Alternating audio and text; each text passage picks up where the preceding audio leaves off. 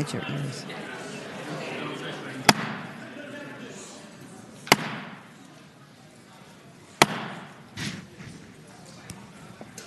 The Senate will come to order. The senators will take their seats. Those persons not entitled to the privileges of the floor will retire to the gallery. Good morning, senators. Good morning, guests. Good morning. The senators and those in attendance, if you are able, please rise. We will be led in prayer this morning by Rabbi David Elberg of Rodef Shalom Temple in Newport News.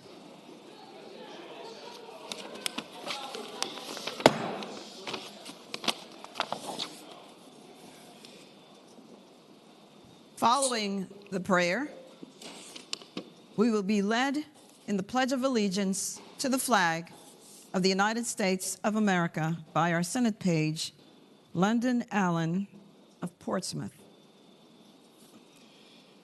Supreme Author of life, we thank you for the precious gift of life and the blessings of community. We are thankful for life itself, for the health we enjoy, which allows us to fulfill our callings. We are grateful for the abundance in the world which sustains us daily, deeply appreciate the friendships which support us, and the camaraderie of community which elevates us all. Fill our hearts with love and respect for our fellow citizens.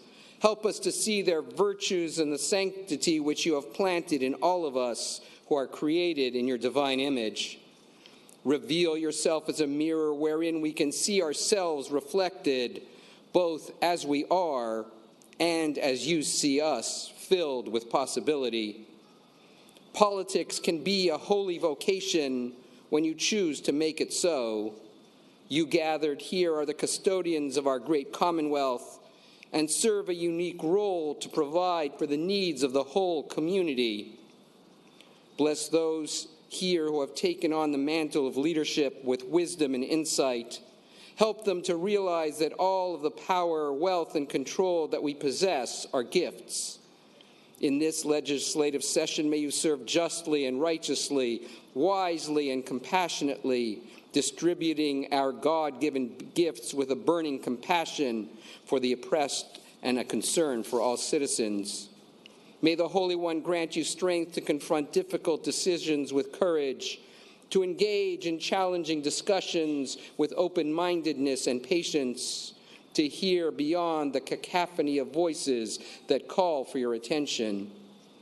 May each of you reflect the wisdom to govern amid conflicting interests and issues, an understanding of the true needs of our community and how best to provide for the welfare of those who live and work in our beloved Commonwealth. A keen thirst for pursuing justice and rightness so that you aspire always to do what is good and proper. The ability to work together in harmony, especially when there is honest disagreement. And that you enjoy personal peace in your lives, joy in your tasks, and a true sense of fulfillment in your work. Amen.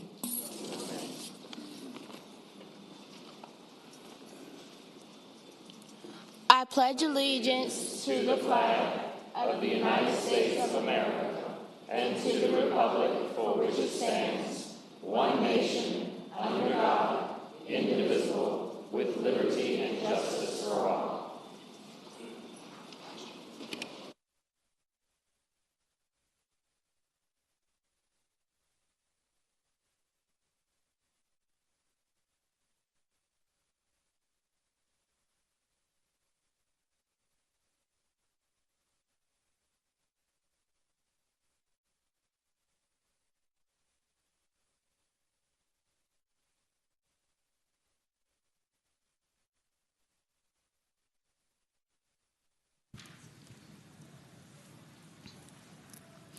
The clerk will call the roll. All those present, please vote aye.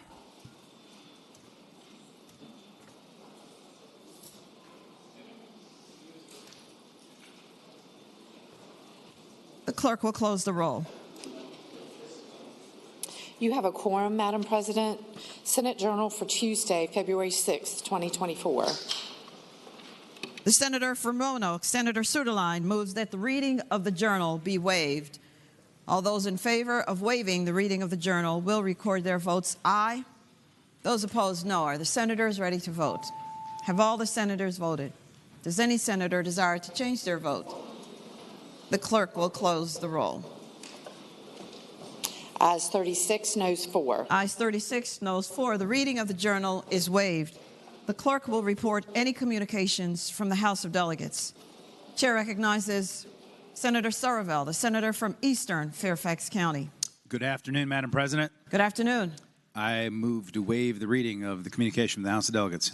Question is, shall the reading of the communication from the House be waived? Those in favor of waiving the reading will record their votes aye. Those opposed, no. Are the senators ready to vote?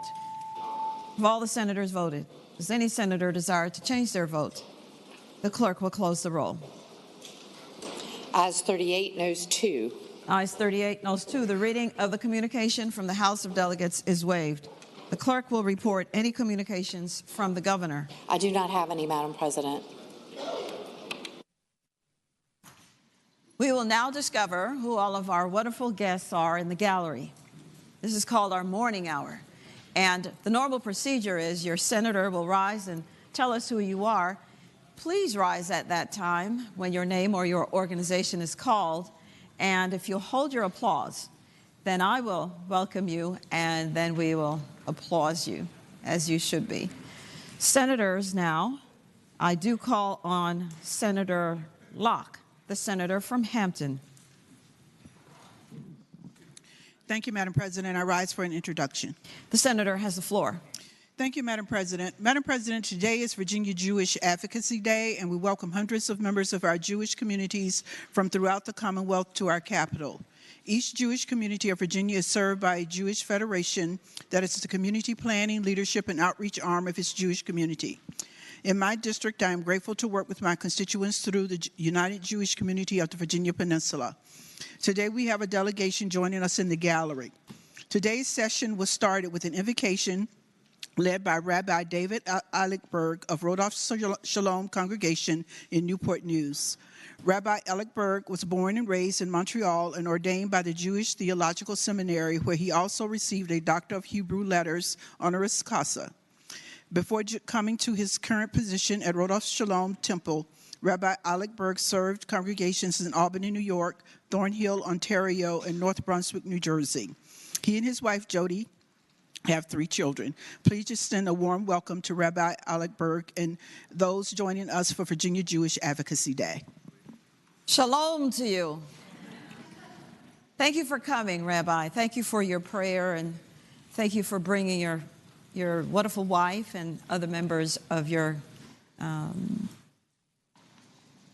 congregation. Thank you for the sacrifices that you necessarily made. Thank you, sir. Senators, let us give him the warm welcome of his Senate.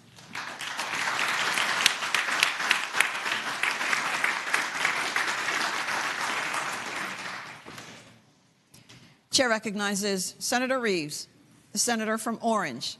Thank you, Madam President. I rise for an introduction. The senator has the floor. Thank you, Madam President. In the gallery today are some young folks in Air Force uniform, and they are part of the Civil Air Patrol of the United States Air Force Auxiliary. As Madam President, as you know, you heard this morning from the Colonel and Lieutenant Colonel about the great things that the Civil Air Patrol is doing, bringing these young folks into aviation and allowing them the opportunity to seek a pilot's license and other great things. Madam President, I would ask that you would give them the warm welcome of the Senate. Good morning, or I should say good afternoon to you, young people. So beautiful you look in your uniforms, and you are indeed our leaders. The future, yes, but you're beginning that journey now.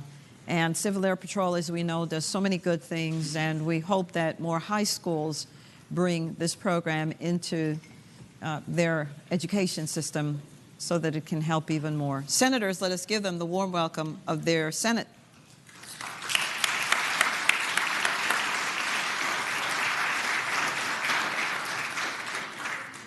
Chair recognizes Senator Williams-Graves, the senator from Norfolk.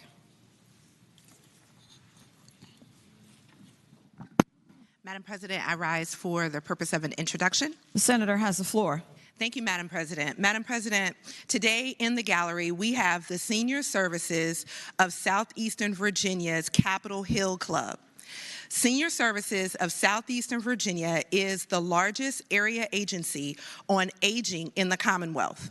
Founded in 1973, Senior Services was one of the first area agencies on aging in the nation, and in 2023 celebrated 50 years of service. The Senior Services mission is to provide seniors and their caregivers with access to programs and services to live their lives with dignity and choice in their communities. Seniors represent $34.5 trillion with a T dollars in paid and unpaid labor in the Commonwealth and are the fastest growing population in Virginia and the nation. The Senior Services of Southeastern Virginia Capitol Hill Club is a platform for advocacy to elevate older adults and aging issues in Southampton Roads. They serve as a direct constituent mouthpiece to legislative representatives on the state and federal level. Mobilizing older adults to advocate for themselves is their main goal. They are here today to see the legislative process firsthand. Madam President, yesterday we had young people here who represent our future. These senior citizens, or seasoned citizens as I like to call them, represent our past. They represent the way that has been paved and the shoulders that we all stand on to serve in this body and other areas in our community. Madam President, I ask that you give the Senior Services of Southeastern Virginia Capitol Hill Club a warm Senate welcome. Good afternoon to you. Thank you for being here. And as the senator has said, you came to see for yourself what we're about. And hopefully we're certainly about the people's business. But you can be told what we do, but to see it for yourself is something totally different. And thank you for certainly the paths that you've paved for us. And please tell the next generation your story. Senators, let us give them the warm welcome of their Senate.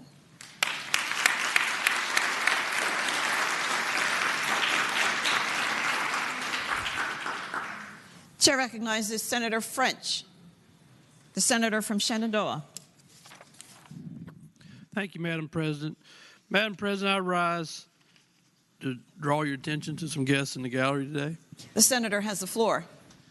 This is an introduction for Laurel Ridge Community College. Laurel Ridge was founded in 1970 as a multi-campus public institution for higher education with 3 locations, original in Middletown, Warrenton, and Luray, Page County. The college serves 8 localities in Shenandoah Valley and northern Piedmont regions. Laurel Ridge provides high quality of education and plays an important role in my district's and yours, economic development, working closely with local governments and area schools and business partners.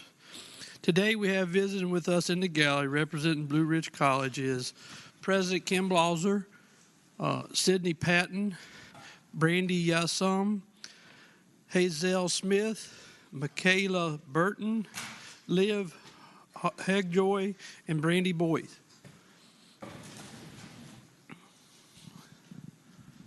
Good afternoon to you. We've had quite a few of our community colleges coming through, and we're glad you're also here to continue to remind us of the importance that you bring to the economy of Virginia, certainly, and of course, to the firepower of our future leaders. Senators, let us give them the warm welcome of their Senate.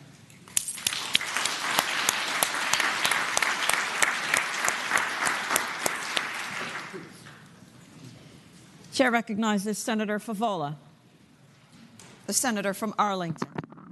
Thank you, Madam President. I rise for the purposes of an introduction. The senator has the floor. Thank you, Madam President. Today in the gallery, are members of the League of Women Voters. The League of Women Voters actually started on November 10th, 1920, as part of the suffrage movement.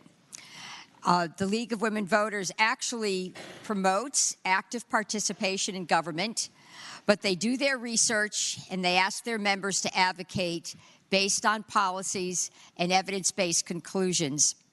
The group has a motto of inclusiveness and equity, and today they're here to talk to lawmakers about women's rights and policies that will strengthen our democracy. I ask that members of the Senate welcome them when they knock on your door, and I hope it is the wish of the Senate to give them a general welcome as you wish, Madam President. Thank you for coming. Thank you for coming to see your Senate, as I always say, in action. And thank you for what you do in our communities. And I note that you were born on the Marine Corps' birthday. So it's a fight all around. Thank you very much for what you do. Senators, let us give them the warm welcome of their Senate.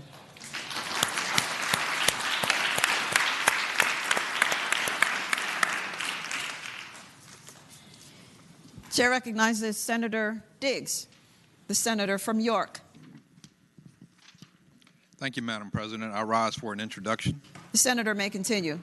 Today in the gallery, we have the Peninsula Agency on Aging.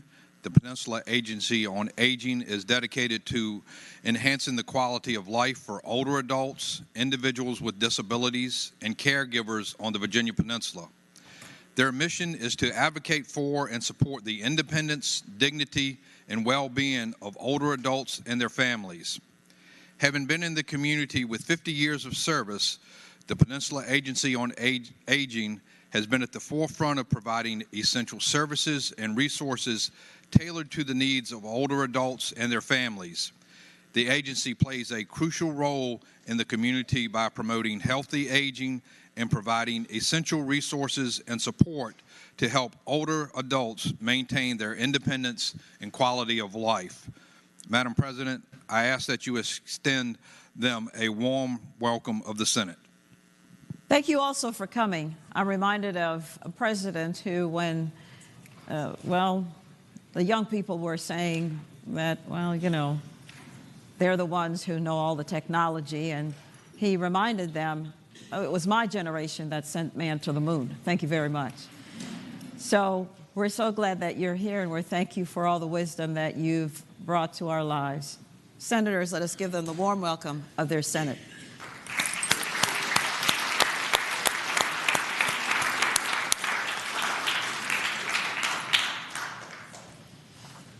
Chair recognizes Senator Hashmi, the senator from Chesterfield. Thank you, Madam President. I rise for an introduction. The senator may continue.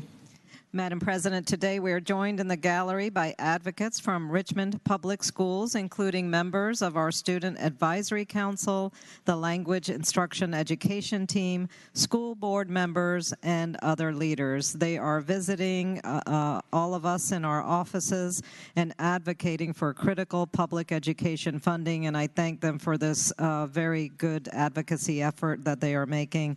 Madam President, I ask that we extend the warm welcome of the Senate. We thank you also for coming. And as you know, the story is that no one can tell your story as good as you. And so you know your lived experience. Thank you for your caring for public education. Senators, let us give them the warm welcome of their Senate.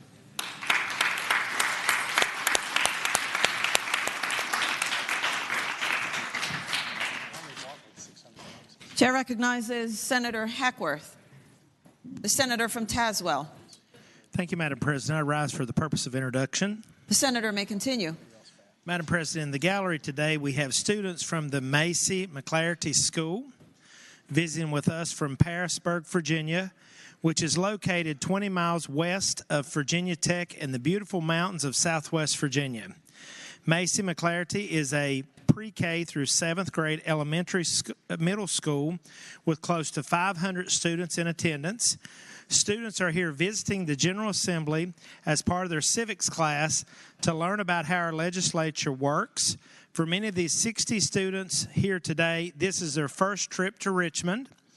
and our state's capital. They are here today with their 7th grade teachers and school principal, Mr. Patrick Simmons.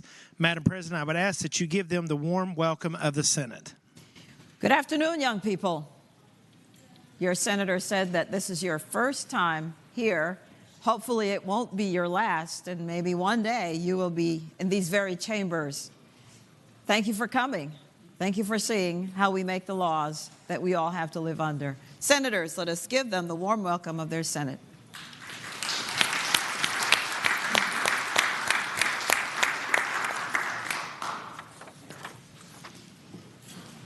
Is there any other business to come before the Senate? Hearing none, the clerk will call the calendar. Senate calendar for Wednesday, February 7th, 2024. Regular calendar, Senate bills on third reading. Senate Bill 360, a bill relating to employment, covenants not to compete prohibited, civil penalty. Chair recognizes the junior senator from Enrico, Senator Van Valkenburg. Madam President, can this bill go by for the day? Without objection, Senate Bill 360 goes by for the day. Senate Bill 2, a bill relating to purchase, possession, sale, transfer, etc. of assault firearms and certain ammunition feeding devices prohibited, penalty. Chair recognizes Senator Deeds, the senator from Charlottesville. Madam President, I move that the bill pass, and I'd like to speak to that. The senator has the floor. Madam President, this bill is similar to a bill we passed last year off the floor of the Senate. It bans, in a prospective manner, assault-style firearms manufactured after July 1 of this year. It's modeled after the legislation that was effective and effectively kept a lot of guns off the street between 1994 and 2004 at the federal level. The changes that were made in the Senate caucus only ensured, they were technical to ensure that it's prospective in nature only. Other than that, it's identical to what we passed last year, and I would ask you to pass the legislation. I think this will save lives. Chair recognizes Senator McGuire, the senator from Goochland. Madam President, speaking to the bill. The senator has the floor. I would reiterate that guns don't kill people. It's an inanimate object. People kill people. This bill would ban semi-automatic rifle, and it's unconstitutional. You can't ban the most popular rifle in America. As the Supreme Court said, guns in common use are protected. After the Virginia Tech massacre, the commission that then Governor Kane came up with said at the conclusion that this weapon or magazine capacity would not have changed the outcome of the mass murder. Again, it's our God-given right, it's our constitutional right to protect ourselves, and the right of the people to keep and bear arms shall not be infringed, and I ask that the body vote no on this bill. Chair recognizes Senator Obenshain, the senator from Rockingham. The senator has the floor. Madam President, members of the Senate, a couple of things I'd like to point out. I know that there are basic philosophical differences between this side and that side on many firearm-related issues and on the wisdom of this bill and whether this bill is likely to make a meaningful difference. I think it will not. I do want to point out a couple of things about this bill that render it ill-advised and frankly, it has some serious problems that threaten the constitutionality of it, and I think should give people both practical and constitutional reasons to consider voting no on this bill. First of all, the United States Supreme Court in 2022 in New York Gun and Rifle and Pistol Association versus Bruin set forth some really strenuous standards for evaluation of legislation relating to firearms, and I would respectfully submit that this is clearly a bill that violates the principles laid out by the Supreme Court in Bruin. Moreover, just this past summer, a United States District Court judge in the city of Richmond ruled that legislation restricting the purchase of a handgun before age 21 is unconstitutional and in violation of Bruin. This bill makes it illegal to purchase an assault weapon or a handgun or anything else, even magazines, by persons under age 21, which renders at least that portion of this legislation facially unconstitutional. Second of all, as to the wisdom of provisions in here, the legislation defines high-capacity magazines and makes it illegal to purchase, own, or transfer what it calls high-capacity magazines. And these are not magazines with hundreds of rounds of capacity or even magazines with 30 or 40 rounds or even magazines with 15 rounds. It defines it as magazines of 10 rounds. And I know that it is the goal of many people to just simply outlaw the possession of handguns or rifles, and if that's your object, this is your bill.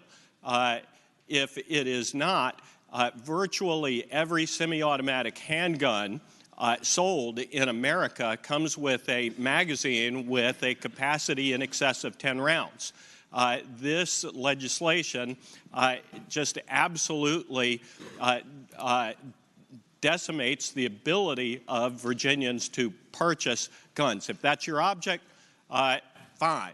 If it's not, then this bill is highly problematic. I know that we spend a lot of time on the campaign trail talking about these issues, and I hear repeatedly my friends who are on the opposite side of the aisle when I'm campaigning around the state who just vociferously deny that we are trying to take handguns or all guns away from Virginians, or that we are trying to ban the sale of guns in Virginia. The fact of the matter is, this is a big step in that direction. We have other legislation that goes in that direction as well, and I would respectfully submit that this, for multiple reasons, is not a good idea, besides the reasons articulated from my friend from Goochland and other reasons, not including the biblical basis. Thank you, Madam President. Chair recognizes Senator Salim, the senator from Central Fairfax County. Madam President, speaking to the bill. The senator has the floor. Madam President, assault weapons were regulated under the federal assault weapons ban from 1994 to 2004. These firearms resemble those used by soldiers, are more lethal than traditional hunting rifles and shotguns due to their ability to accept high-capacity magazines, holding 10 or more rounds, allowing shooters to fire numerous shots before reloading, leading to increased casualties. Studies have shown mass shootings involved assault weapons and high-capacity magazines result in over twice as many fatalities. Despite this, these weapons remain prevalent in the civilian market, driven by the gun industry's promotion to consumers. The effectiveness of this ban is evident had it not expired in 2004 due to the pressure from the NRA and the gun rights advocates. Research suggests we would have witnessed a 70% reduction in mass shooting deaths today. So I ask this body, it is our obligation to ensure we don't have weapons of war on our streets, that they support this bill. Thank you, Madam President. Chair recognizes Senator Favola, the senator from Arlington. Thank you, Madam President. Madam President, I rise to speak to the bill. The senator has the floor. Thank you, Madam President. I do hope it is the will of the body to pass this measure. In 2018, according to the Gifford Center, more than one mass shooting took place every day in the United States. Every day, more than one mass shooting. This is a public health issue. We are trying to keep our community safe. Mass shootings in our schools have gone up. We had a federal assault weapons ban from 1994 to 2004, and evidence showed that that ban was actually effective. So I don't know if we have the evidence before us and we know there's a problem. As leaders in Virginia, we have to do more than just offer our thoughts and prayers when innocent people die because we did not take action. I think this measure is long overdue, and I do hope it is the wish of the body to adopt the bill. Chair recognizes Senator Deeds, the senator from Charlottesville. Madam President, if nobody else wishes to speak, I just wanted to... The senator has the floor. I grew up with guns. I probably learned to shoot before I learned to read. I'm certainly not interested, Madam President, in undoing the Second Amendment or limiting the ability of people to reasonably own firearms. The language in this bill is exactly what was in the federal law from 1994 to 2004. It's been held up in federal courts. Last year, my good friend, the senator from Rockingham, made the same arguments about Brulin that he made today. What has happened since last year is that in 2 cases, the U.S. Supreme Court has allowed federal assault weapon bans to be upheld while they're being challenged. Now, that's certainly a signal those laws are going to be upheld in the end of the day. And that's consistent with a footnote that was an opinion by the late Justice Scalia opening the door to possession of more firearms when he said, certainly this doesn't apply to weapons of war. That's what this legislation is aimed at, weapons of war. I hope you'll pass the bill. Chair recognizes Senator Stanley, the senator from Franklin County. Thank you, Madam Chair. Speak to the bill. The senator may continue. Madam Chair, I heard from my friend from Charlottesville talking about that this bill only wants to get rid of weapons of war. But the statute itself references the definition of firearm as it's listed in another code section, and that is defined as under number 4. Assault firearm means any semi-automatic center-fire rifle or pistol which expels single or multiple projectiles by action of an explosion of a combustible material and is equipped, and that's called a bullet, and is equipped at the time of the offense with a magazine which will hold more than 20 rounds of ammunition or designed by the manufacturer to accommodate a silencer or equipped with a folding stock. That pretty much sounds like to me, and I'm just old country guy, every single type of firearm, without exceptions. These are not weapons of war. In their minds, they're weapons of war. So they must be eliminated. Let's take them off the street, they say. Stop the killings. This law, if passed and even if signed, will not stop one firearm in the hands of a bad person. These bills, and I've seen now, I think, ladies and gentlemen, 40 of them. I have never seen so many gun control bills in my 14 sessions here, and I've spent a lot of time in the minority. Never. Bill after bill. Keep your gun in the car. Get the window broken and stolen by a bad guy. You're the bad guy. Try to send somebody to jail for more time because they used a firearm in a second offense. Violent offense? No. Let's take care of the bad guy. They had a bad childhood. Life was rough. Excusing bad behaviors and then eliminating constitutional rights is not going to solve our problem of violence in our streets, in our cities, or the mass shootings, which are definitely caused by mental health issues that we as a society are failing to address. But you know what our answer is? Let's pass another gun control bill. We have enough. We're not enforcing the ones that we have. But let's put a bill in, and let's say this is about tanks and jet airplanes, fighter jets, weapons of war, when in fact, when you read this definition, because it's not what the federal code says, because it uses a Virginia state definition, it says basically what we're going to do here today when we pass this bill, if we could get it signed by a governor, it's going to ban every type of firearm that regular good citizens, including myself, possess. That is not right, it is not fair, and it is not constitutional. No matter how hard you try to ban everything on the planet, you cannot impinge upon the Second Amendment rights of a free people. Quite frankly, this bill may pass out of this body, go over to the next body. It may pass after that. It may be then put upon the governor's desk, and I can guarantee you that it will not pass and become law. It will be vetoed. And by God, it should be. Thank you, Madam President. Madam President. For what purpose does the senator from Eastern Fairfax County rise? Will Senator from Franklin County yield for a question? Will the senator from Franklin County rise and yield for a question? Perhaps, Madam President. The senator yields. Senator Somerville has the floor. Does the senator agree that under the First Amendment you have the right to freedom of speech, also under the Constitution of Virginia? Senator Stanley has the floor. Madam President, I believe that under the First Amendment, it has many rights of freedom, including but not limited to the freedom of speech, which we have seen a lot lately, having been impinged upon on social media by government forces. But yes, theoretically, we do have a right to free speech. Okay. Senator Somerville. Thank you, Madam President. I'll get to the other rights in just a second. But will the gentleman yield for another question? Will Senator Stanley yield for another question? Madam President, there are so many rights in the Constitution, he must pick one. But I will yield for one more question, yes. Senator Stanley yields. Senator Somerville has the floor. Thank you. Does the senator agree that under the First Amendment, the government can actually place restrictions on speech?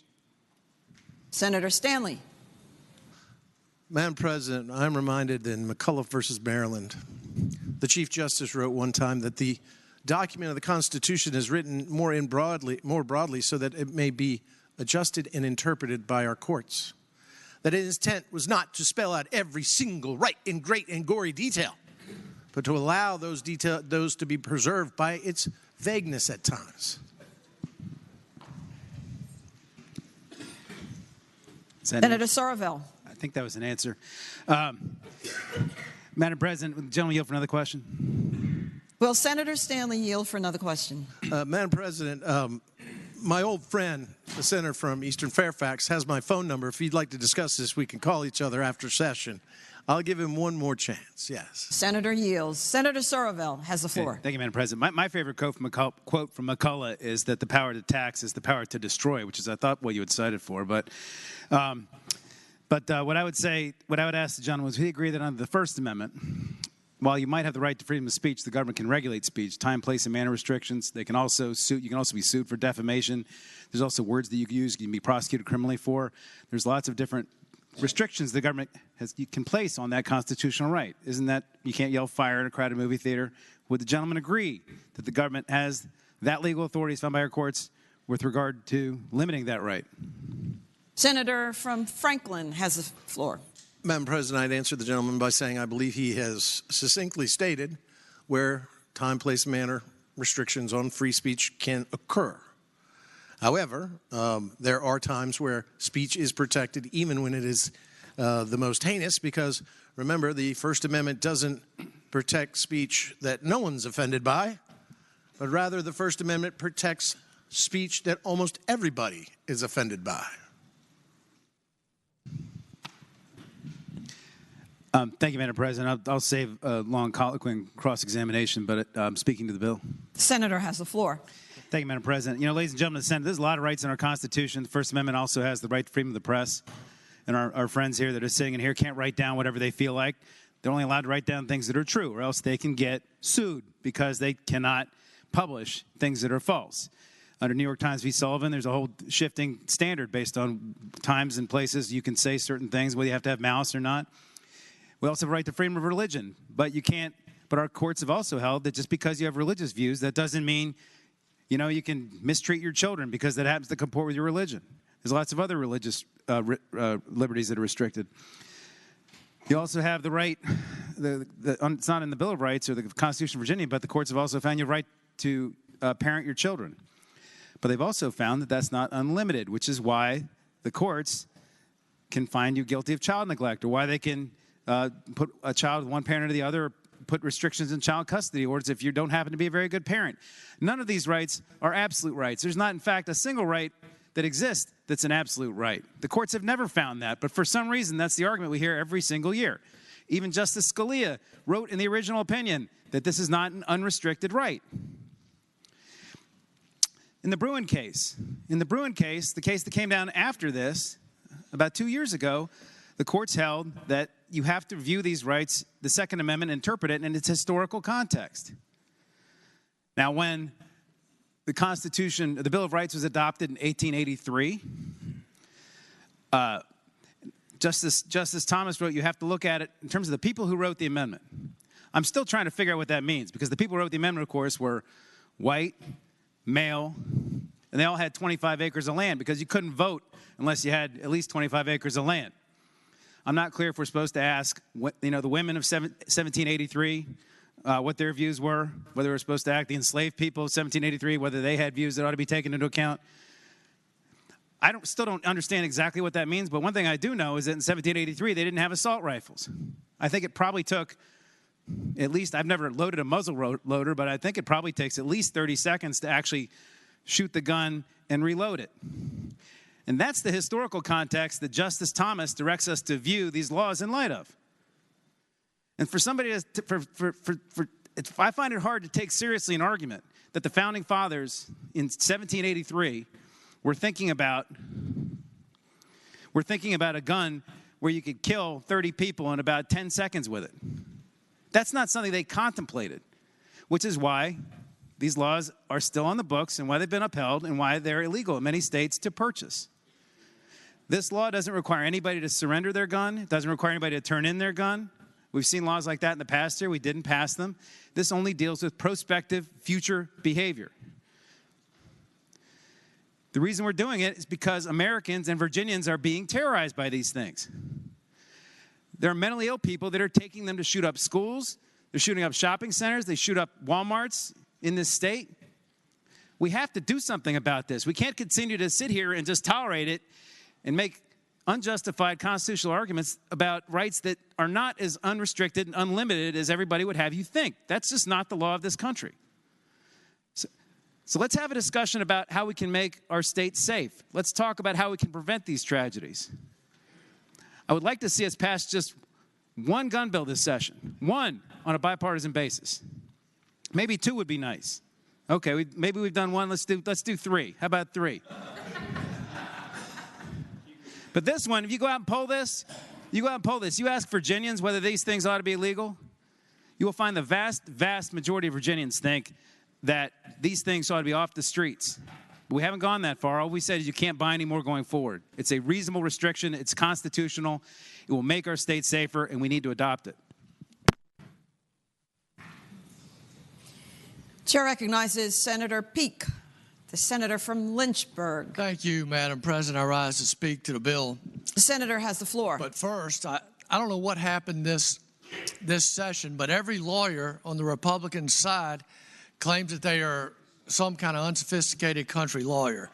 And I don't know. I thought it was just this former senator from James City County that was the country lawyer. But I'm here to state, Madam President and members of the Senate, that I am a highly sophisticated, big city lawyer from Lynchburg, and I want to speak to this bill. And it's interesting, the senator from Charlottesville talked about how we're not supposed to have weapons of war. But I submit to this body that that is exactly what the Second Amendment was written for and what the entire purpose of the Second Amendment is. It came after the Revolutionary War, when we fought for our freedom from England and obtained our freedom from England. We then passed a Constitution. 1, freedom of speech, press, right to gather. 2, a well-regulated militia being necessary to the security of a free state. The right of the people to keep and bear arms shall not be infringed. Now, arms, that's what we're talking about. We're talking about firearms. We're not talking about bazookas and tanks and bombs. Those are weapons of war. These are firearms. They are much more sophisticated than the muzzle loaders of the Revolution. But they are firearms, and that is what is mentioned in the Second Amendment. Second Amendment. It's right there. If you don't want the people to bear arms, change the Second Amendment. And I'll tell you one thing about the right to defend yourself, a well-regulated militia. When the Russians marched into Ukraine, they all wished they had some type of weapon, and the first thing we did was send weapons in to the citizens of Ukraine so they could fight Vladimir Putin, the odious dictator. That is why we have the Second Amendment.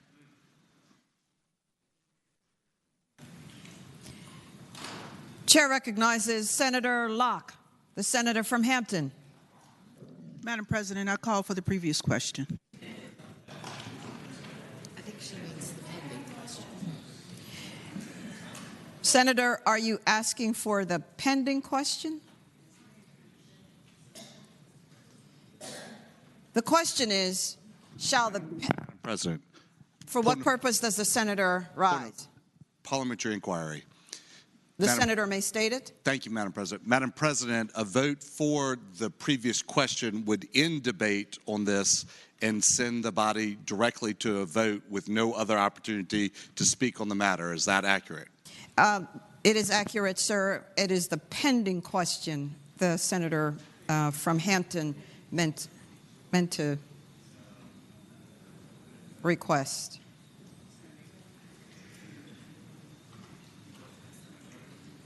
But the vote will end if this pending question is ordered. All right. The question is, shall the pending question be ordered?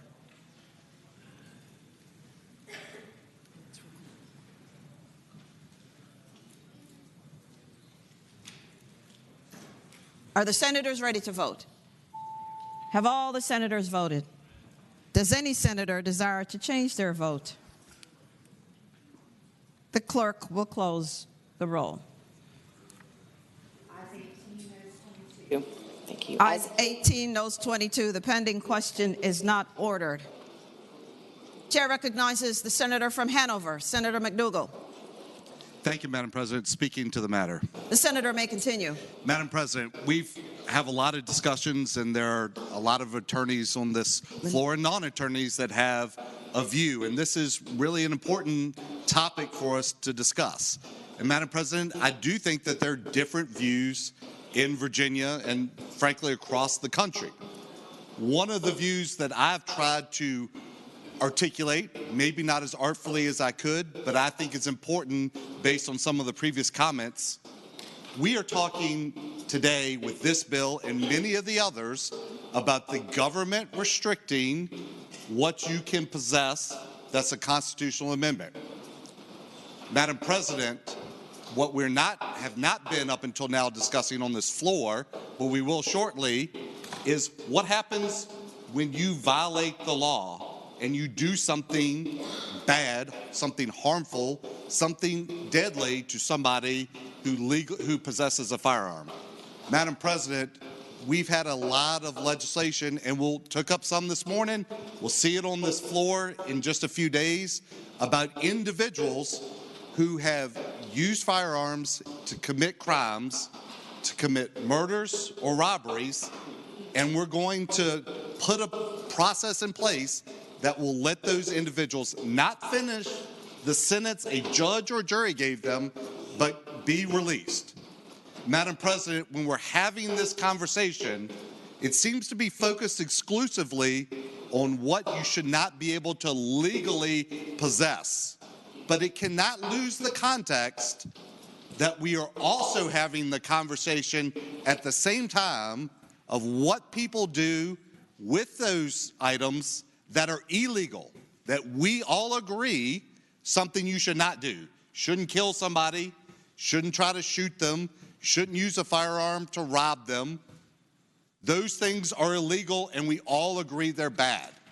But in this same conversation, it seems the focus is on making sure that people cannot legally possess something, but at the same time, we're saying, well, if you did it illegally, if you committed murder, if you used a gun to rob somebody, then we're just going to put a process in place so you can be released.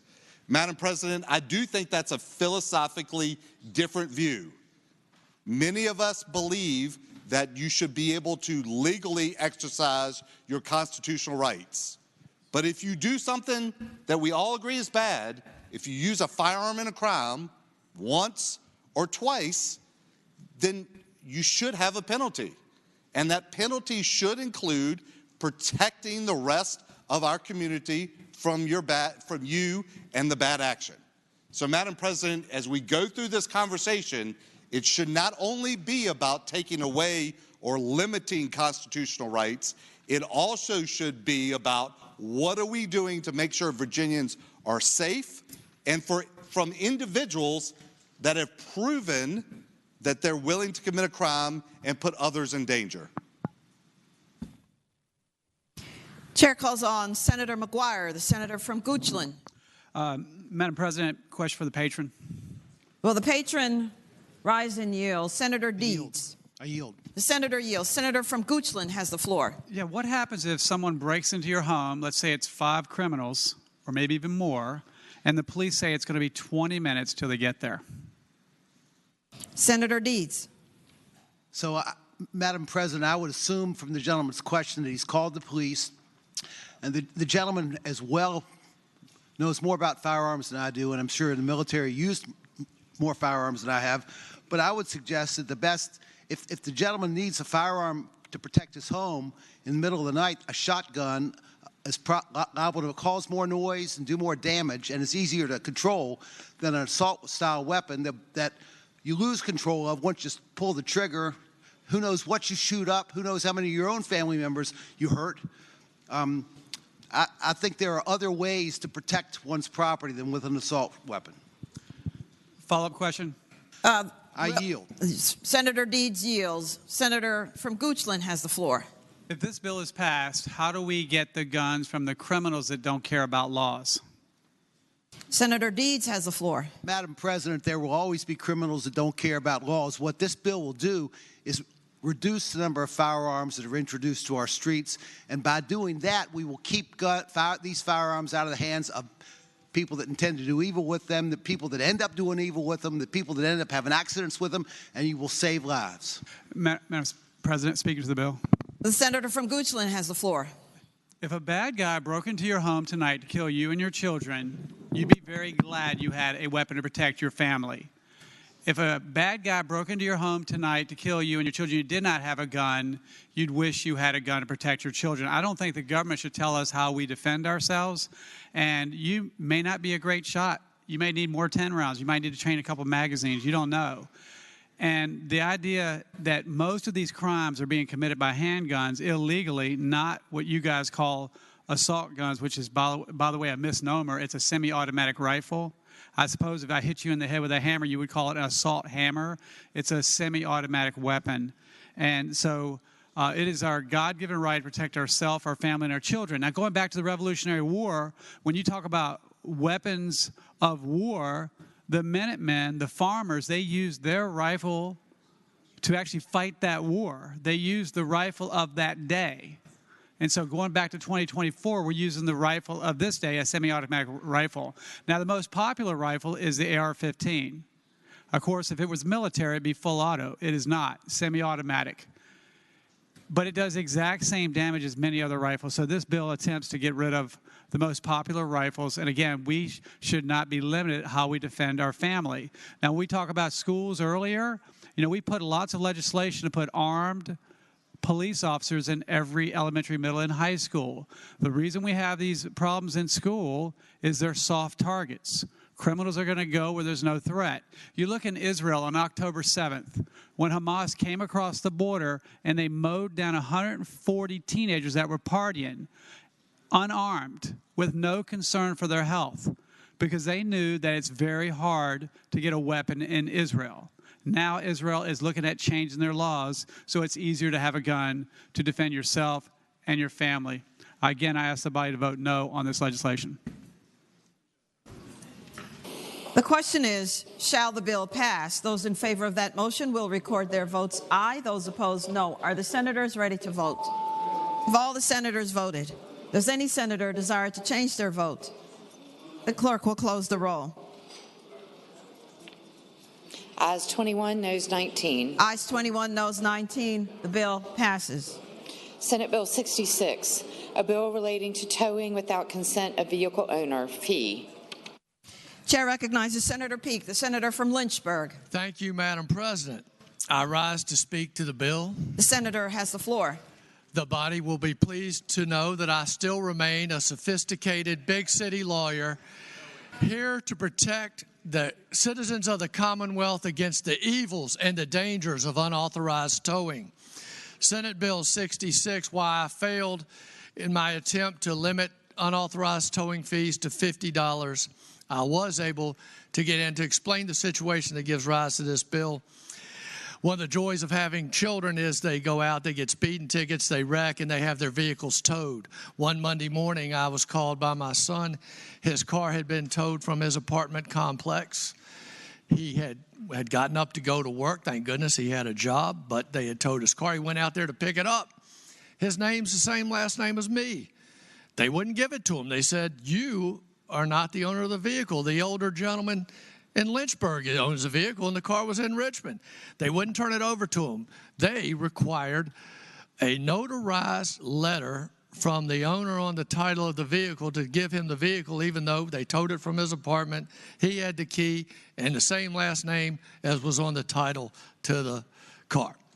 This bill that has passed the committees with about 15-0, with one abstention from a country lawyer who probably did not understand the bill. Now says that if you tow someone's vehicle, you cannot require documentation such as that required by law. And so that is what we were able to get into the code. And we'll fight these evils again next year, I hope. Thank you. I ask that the bill pass. The question is, shall the bill pass? Those in favor of passage will record their votes aye. Those opposed, no. Are the senators ready to vote? Have all the senators voted? Does any senator desire to change their vote? The clerk will close the roll.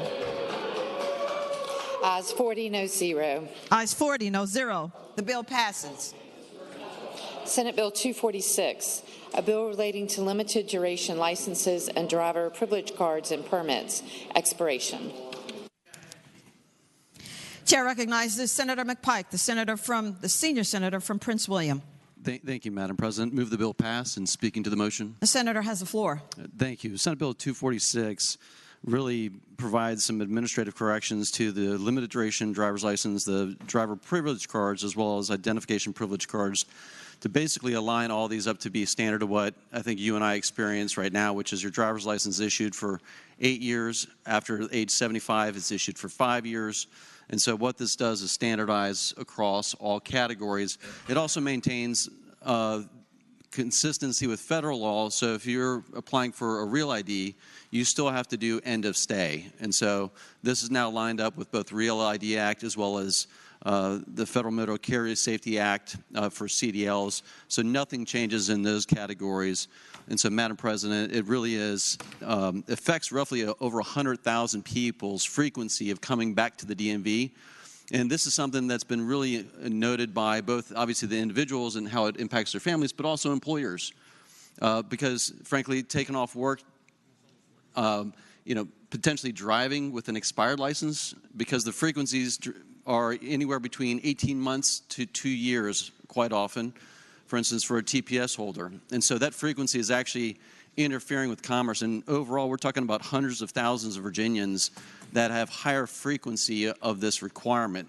This just simply smooths it out, makes it more consistent and easier to administer. And that's why this bill is actually building support from the Agribusiness Council and from other major employers, because they know how impactful this is to their business, to their employees and their families, Madam President, and hope it will gain this bipartisan support from the Senate. Chair recognizes Senator Sturtevant, the senator from Colonial Heights. Thank you, Madam President. Speaking to the bill. The senator has the floor. Thank you, Madam President. On behalf of the simple country lawyers in the body, a couple of unintended consequences in this substitute that we saw in local government earlier this week. The mention of the Real ID was brought up. I would note one of the consequences of this bill will be that for a temporary legal immigrant in the United States will be able to get a Real ID.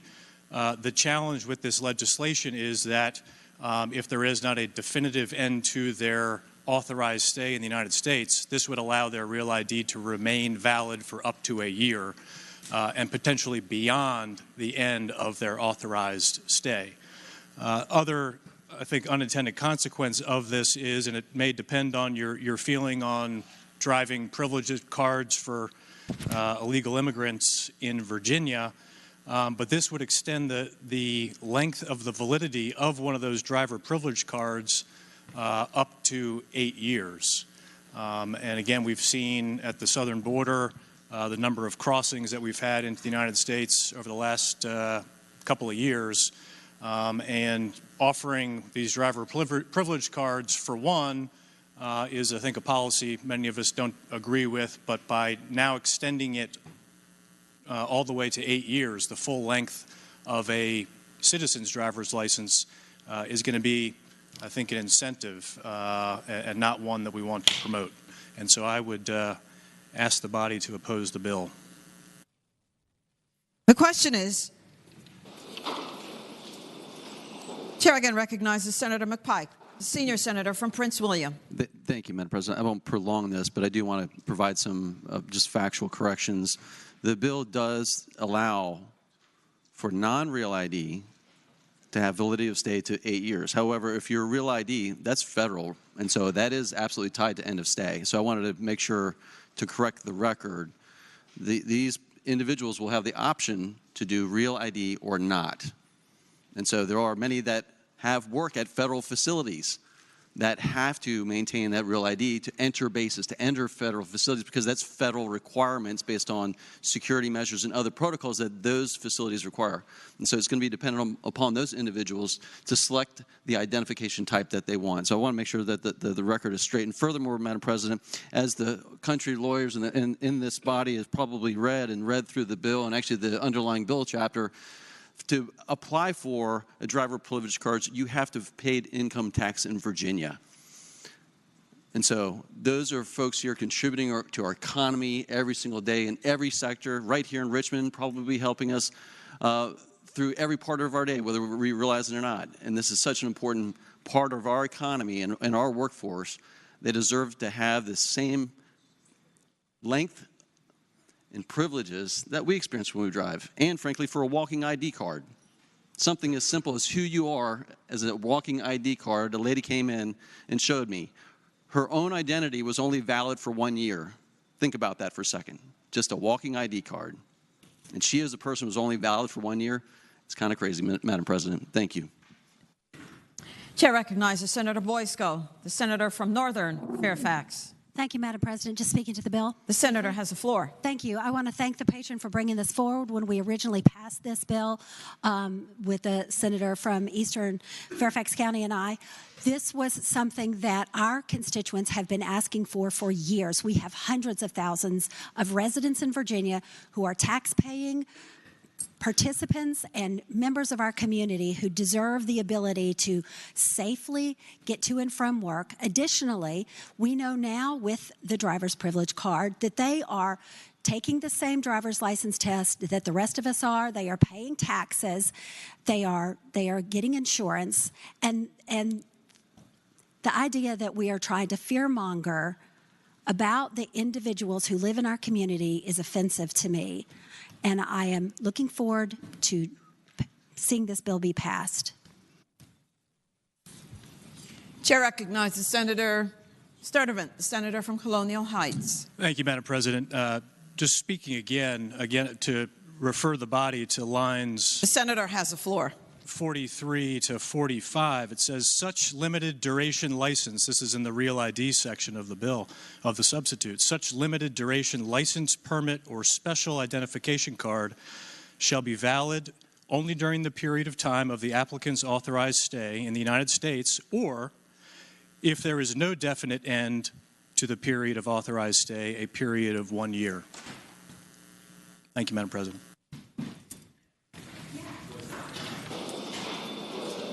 The question is, shall the bill pass? Those in favor of that motion will record their votes aye. Those opposed, no. Are the senators ready to vote? Have all the senators voted? Does any senator desire to change their vote? The clerk will close the roll. Ayes 21, noes 19. Ayes 21, noes 19. The bill passes. Senate Bill 569, a bill to direct the State Board of Behavioral Health and Developmental Services to amend its regulations to ensure that its licensing and Senate Bill 449, a bill relating to juvenile parole, juvenile correction centers. Thank you. Chair recognizes Senator Marsden, the senator from Fairfax, the senior senator. Thank you, Madam President. I move that the bill pass. And speaking to that, the senator has the floor. Thank you, Madam President. This bill is designed to close a very narrow loophole that occurred unintentionally. I tried for 6 years and finally got a bill through that allowed for a juvenile who was sentenced by a circuit court as an adult after they have served 20 years that they would be eligible for parole, whether they had a life sentence or a 30-year sentence. Once they crossed the 20-year barrier, they'd be eligible for parole.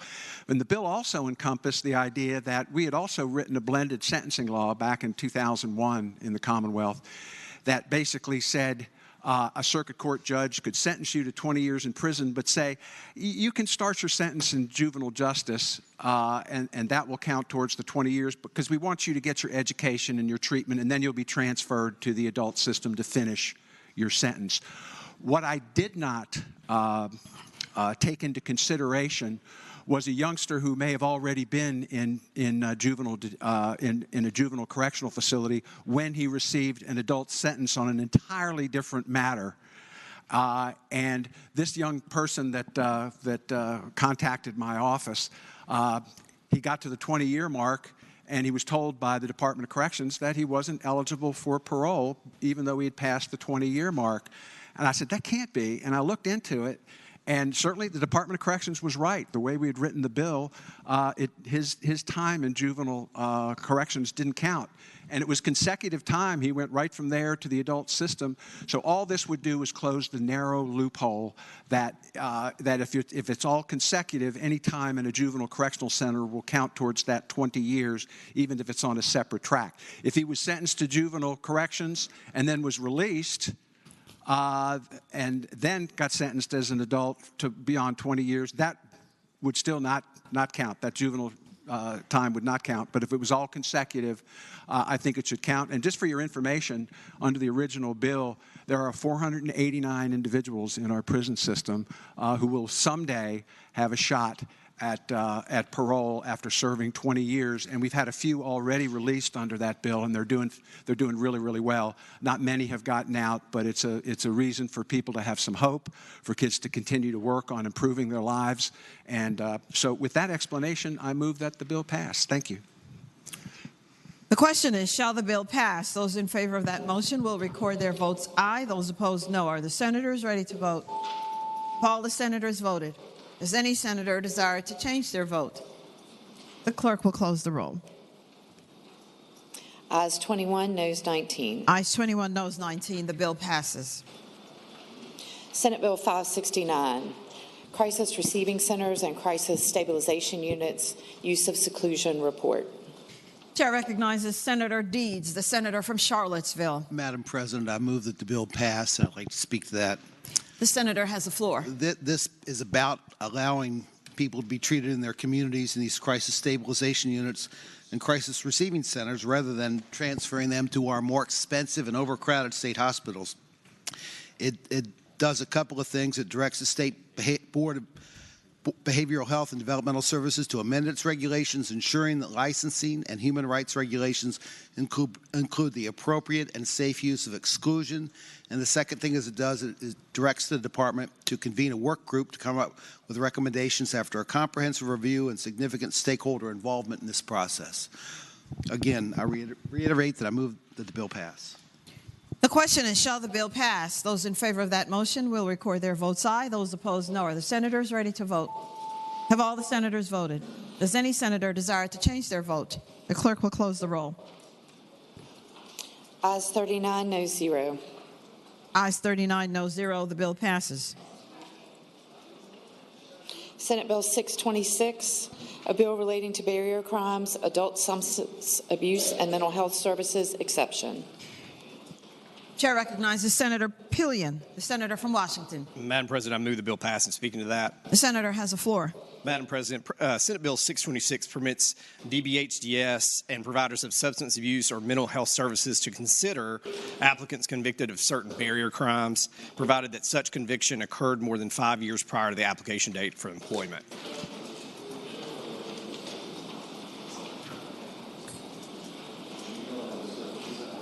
The question is, shall the bill pass? Those in favor of that motion will record their votes aye. Those opposed, no. Are the senators ready to vote? Have all the senators voted? Does any senator desire to change their vote? The clerk will close the roll. Ayes 33, no 7. Ayes 33, no 7. The bill passes. Uncontested calendar, Senate bills on second reading. Chair calls on Senator Somerville, the senator from Eastern Fairfax County. Thank you, Madam President. I move that all the Senate bills on second reading on the uncontested calendar on pages 4 through 7, Senate Bills 615 through 638, be advanced to their engrossment and third reading in the block after the adoption of any amendments thereto. Any senator desiring to move a bill from the block shall do so after the clerk has called the number of the bill. The question is, shall all Senate bills on second reading on the uncontested calendar on pages 4 through 7, Senate Bill 615 through 638, be engrossed and advanced to their third reading in the block after the adoption of any amendments, with the understanding that any senator desiring a bill to be removed from the block will do so after the clerk has read the number of the bills. Those in favor of the motion will say aye. Those opposed, no. The ayes have it. The motion is agreed to. The clerk will read the number of the bills. Senate Bill 615, reported from the Committee on Rules with a substitute. Madam President. Chair recognizes Senator Dietz, the senator from Charlottesville. Madam President, we're waiting on the preparation of a friendly amendment for this bill, and I'd ask that it go by for the day. Without objection, Senate Bill 615 is out of the block and by for the day. Senate Bill 138, reported from the Committee for Courts of Justice. Senate Bill 290, reported from the Committee for Courts of Justice. Senate Bill 350, reported from the Committee for Courts of Justice. Senate Bill 386, reported from the Committee for Courts of Justice. Senate Bill 470, reported from the Committee for Courts of Justice. Senate Bill 637, reported from the Committee for Courts of Justice with amendments. Chair recognizes Senator Jordan, the senator from Isle of Wight. Thank you, Madam President. I move the committee amendments. The question is, shall the committee amendments be agreed to? Those in favor will say aye. Those opposed, no. The committee amendments are agreed to. Senate Bill 638, reported from the Committee for Courts of Justice.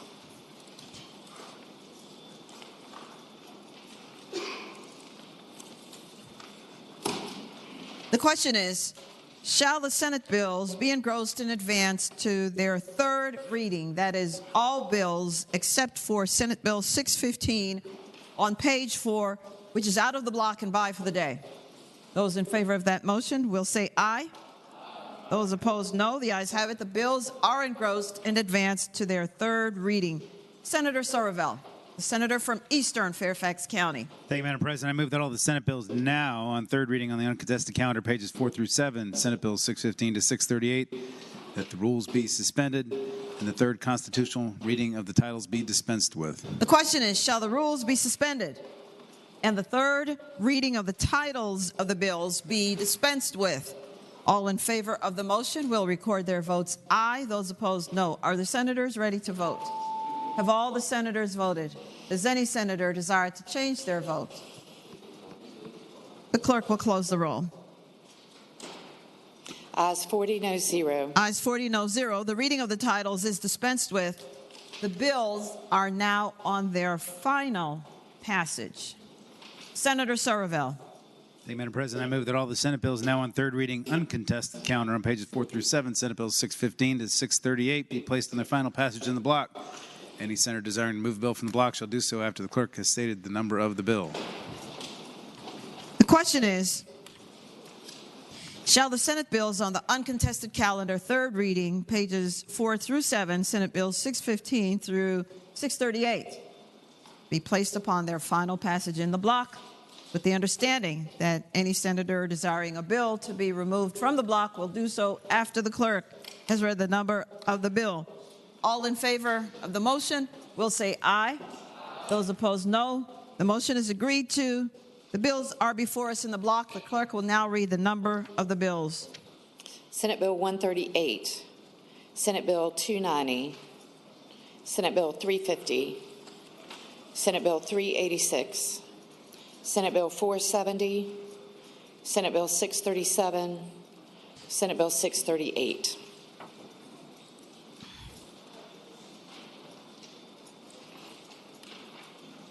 The question is, shall the bills in the block pass? All in favor of passage of the bills will record their votes aye. Those opposed, no. Are the senators ready to vote? Have all the senators voted? Does any senator desire to change their vote? The clerk will close the roll. Ayes 40, no 0. Ayes 40, no 0. The bills in the block pass. Regular calendar, Senate bills on second reading. Senate Bill 391, a bill relating to employee protections, medicinal use of cannabis oil, reported from the Committee on Rehabilitation and Social Services with a substitute, and we have 2 floor substitutes. Chair recognizes Senator Pekarsky, the senator from Western Fairfax County. Thank you, Madam President. I rise for a series of motions. The senator may state them. Thank you. With the recommendation it be rejected, I move the substitute from the Committee on Rehab and Social Services. Be accepted. Be accepted. With a recommendation that it be rejected, shall the substitute from the Committee on Rehab and Social Services be agreed to? Those in favor of that motion will say aye. Those opposed, no. The substitute is rejected. Senator Pekarsky. I move to withdraw floor substitute number 1. Without objection. Without objection, floor substitute number 1, dated February 6th, is gone. I waive the reading of floor substitute number 2. The question is, shall the reading of floor substitute number 2, dated February 7th, be waived? Those in favor of that motion will say aye. Those opposed, no. The reading of the floor substitute number 2 is waived. Senator Pekarsky. I now move floor substitute number 2 and speaking to that. The senator has the floor. Excellent, thank you. So floor substitute number 2 updates employee definition to not include law enforcement officers. We inadvertently in committee voted to accept an old substitute that should not have been handed out. So this just updates the conversations that we had in that committee. And the other update in this floor substitute, after some conversations with colleagues on the other side of the aisle, is updating cannabis product to cannabis oil. The question is, shall the floor substitute number 2 be agreed to? Those in favor will say aye. Those opposed, no. The floor substitute is agreed to. Senator Pekarsky. Thank you, Madam President. I now move to engross the bill and advance it to its 3rd reading. The question is, shall the bill now be engrossed and advanced to its 3rd reading? Those in favor will say aye. Those opposed, no. The bill is engrossed and advanced to its 3rd reading. Senate Bill 304, a bill relating to zoning, development, and use of accessory dwelling units, reported from the Committee on Local Government with a substitute, and there are 2 floor amendments. Chair recognizes Senator Salim, the senator from Central Fairfax County. Madam President, I move that the substitute be agreed to. The question is, shall the substitute be agreed to? Those in favor will say aye. Those opposed, no. The substitute is agreed to. Senator Salim. Madam President, I move that the reading of the floor amendment be waived. The question is, shall the reading of the floor amendment be waived? Those in favor will say aye. Those opposed, no. The floor amendment, the reading thereof, is waived. Senator Salim. Madam President, I move that the amendment be agreed to, and speaking to that motion. The senator has the floor. Thank you, Madam President. We To make the bill friendlier, we struck out line 34, removed certain language along with the second amendment on that, added a date that is synced with the rest of the bill.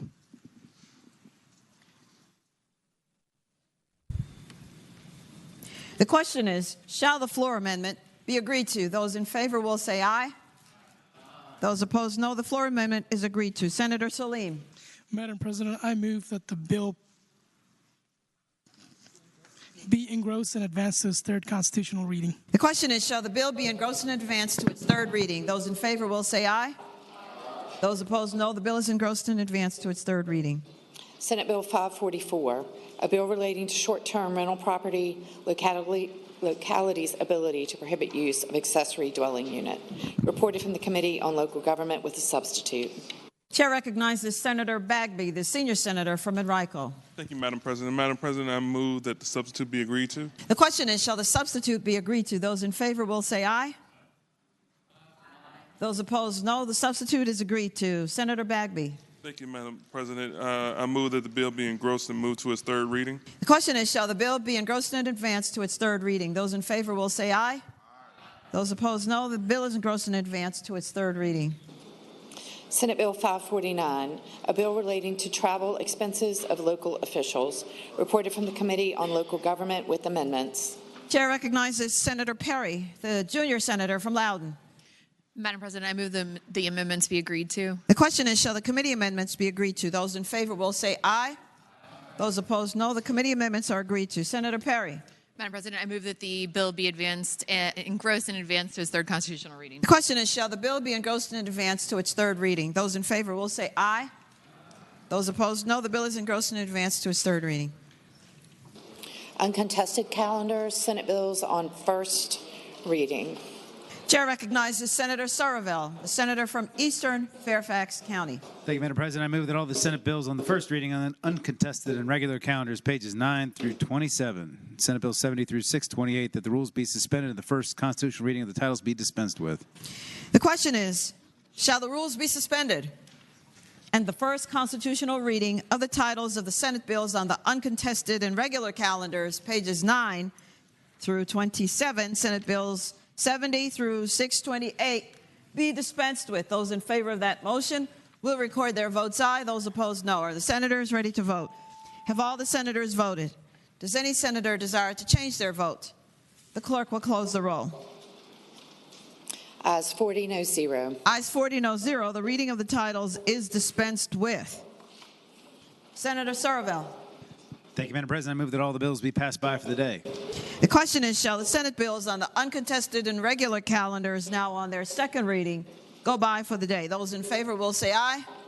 Those opposed, no. The ayes have it. The bills will go by for the day. Uncontested calendar, Senate joint resolutions on third reading. Again, Senator Saravel. Thank you, Madam President. I move that the Senate joint resolutions on third reading uncontested calendar on pages 27 through 28, Senate Joint Resolution 12 through 61, be placed upon their final passage in the block. Any senator desiring to move a bill from the block shall do so after the clerk has read the number of the resolution. The question is, shall the Senate joint resolutions on the uncontested calendar, third reading, pages 27 and 28, Senate Joint Resolutions 12 through 61, be placed upon their final passage in the block, with the understanding that any senator desiring a bill resolution to be removed from the block will do so after the clerk has read the number of the resolution. All in favor of the motion will say aye. Those opposed, no. The ayes have it. The motion is agreed to. The resolutions are before us in the block. The clerk will now read the number of the resolutions. Senate Joint Resolution 12, Senate Joint Resolution 46, Senate Joint Resolution 48, Senate Joint Resolution 61. For what purpose does the junior senator from Loudoun rise? Madam President, I move that Senate Joint Resolution 61 be removed from the block. Without objection, Senate Joint Resolution 61 is out of the block.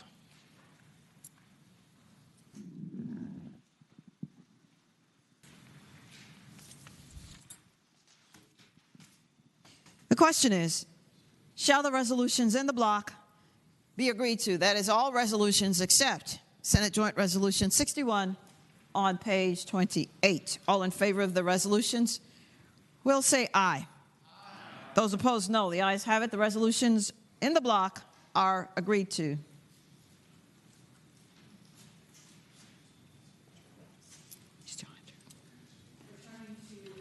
Returning to SJR 61. Chair recognizes again the junior senator from Loudoun, Senator Perry. Thank you, Madam President. Senate Joint Resolution 61, the resolution before you. For what purpose does the senator rise? I rise to speak to the resolution. The senator has the floor. Thank you, Madam President.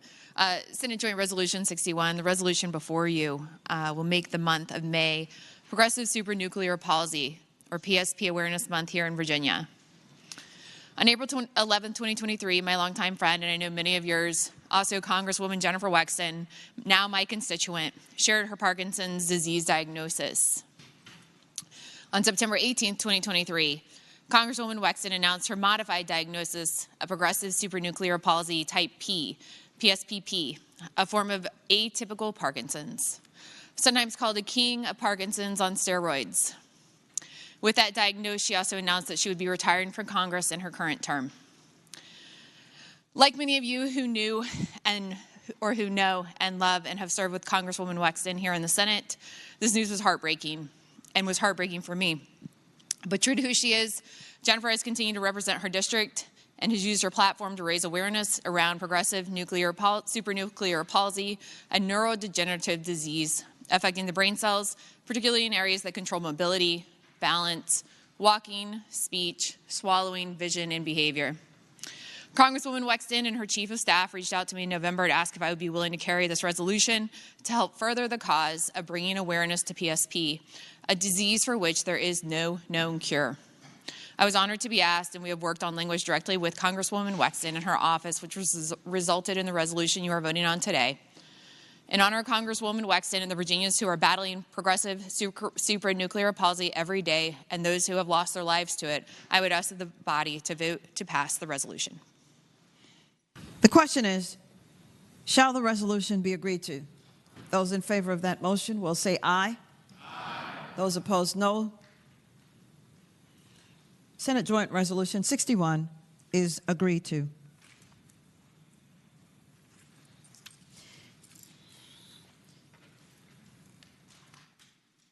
Chair recognizes Senator Sorovell, the senator from Eastern Fairfax County.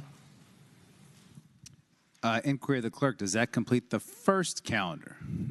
Yes, sir. Supplemental calendar number 1, uncontested calendar, Senate bills on first reading. Chair recognizes again Senator Sorovell. Thank you, Madam President. I move that all the Senate bills on first reading on the uncontested and regular calendars, pages 1 through 2, Senate Bill 692 to 712, the rules be suspended and the first constitutional reading of the titles be dispensed with, and speaking to that motion. The senator has the floor. Thank you, Madam President. Ladies and gentlemen of the Senate, I think I talked about this yesterday on the floor, but you all probably talked about it in caucus, but we're just going to be, from here on through crossover, taking a supplemental calendar every day for the bills that came out the day before to try and speed things up so we don't have a supermassive logjam on Monday and Tuesday. So that's what you have before you, and we're just going to get these on to second read so we can do amendments on them tomorrow. The question is, shall the rules be suspended and the first constitutional reading of the titles on Senate bills on the uncontested and regular calendars on the supplemental calendar number 1, pages 1 and 2, Senate Bill 692 through Senate Bill 712, be dispensed with? Those in favor of that motion will record their votes aye. Those opposed, no. Are the senators ready to vote? Have all the senators voted? Does any senator desire to change their vote? The clerk will close the roll. Ayes 40, no 0. Ayes 40, no 0. The reading of the titles is dispensed with. Senator Sorovell. Thank you, Madam President. I move that all of those bills be passed by for the day. The question is, shall the Senate bills on the uncontested and regular calendars now on their second reading supplemental calendar go by for the day? Those in favor of that motion will say aye. Those opposed, no. The ayes have it. The motion is agreed to. The bills will go by for the day. Uncontested calendar, Senate Joint Resolution on first reading. Senate Joint Resolution 82, confirming appointments by the governor of certain persons communicated to the General Assembly January 26, 2024. Chair recognizes Senator Surreville again. Inquiry of the clerk. Does that complete the second count, the supplemental calendar? Yes, sir. Thank you. Is there any other business to come before the Senate? Chair recognizes Senator Rouse, the junior senator from Virginia Beach.